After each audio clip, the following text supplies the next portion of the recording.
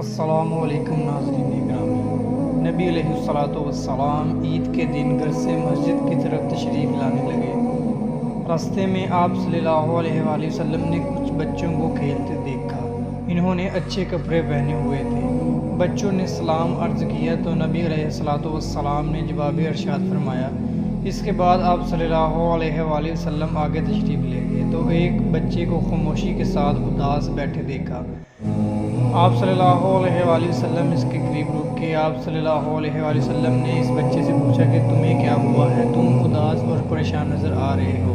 اس نے رو کر کہا، اے اللہ کے محبوب، میں یتیم مدینہ ہوں۔ میرا سر پر باپ کا سایہ نہیں ہے جو میرے لیے کپڑے لا دیتا۔ میری امی مجھے نہلا کر کپڑے پہنا دیتی، اس لیے میں یہاں اداس بیٹھا ہوں۔ نبی علیہ الصلوۃ والسلام نے اسے فرمایا کہ تم میرے ساتھ آؤ۔ آپ صلی اللہ علیہ وآلہ وسلم اسے لے کر واپس اپنے گھر تشریف لائے اور سیدہ عائشہ صدیقہ سے فرمایا، میرا انہوں نے عرض کیا، لبیک یا رسول اللہ، اے اللہ کے رسول، میں حاضر ہوں۔ آپ نے فرمایا، اس بچے کو نہلا دو۔ چنانچہ اسے نہلا دیا گیا۔ اتنے میں نبی کریم صلی اللہ علیہ وآلہ وسلم نے اپنی چادر کے 2 ٹکڑے کر دیے۔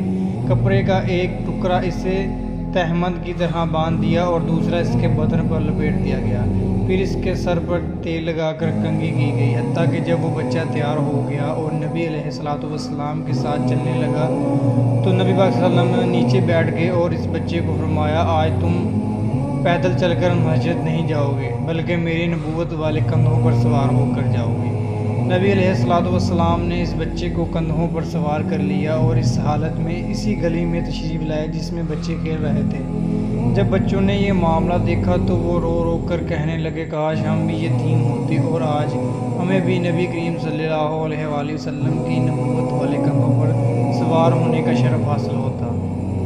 نبی علیہ الصلوۃ والسلام جب مسجد میں تشریف لائے تو آپ صلی اللہ علیہ وآلہ وسلم ممبر پر بیٹھ گئے تو وہ بچہ نیچے بیٹھنے لگا۔ نبی کریم صلی اللہ علیہ وآلہ وسلم نے اسے اشارہ کر کے فرمایا کہ تم آج زمین پر نہیں بیٹھو گے۔